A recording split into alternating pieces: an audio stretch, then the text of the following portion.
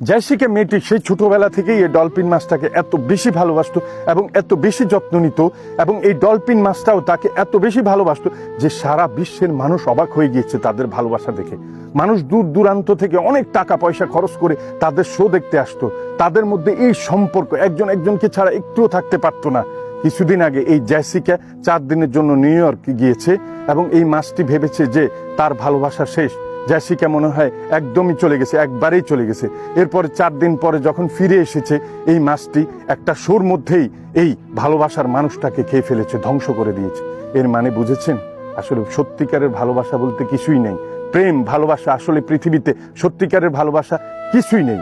এই যে আপনার আপনজনই কিন্তু আপনাকে ক্ষতি করছে, আপনার ঘরেই কিন্তু আপনার বড় শত্রু দুধ কলা দিয়ে কিন্তু কালসাপ পুষতেছেন, আপনি জানেন?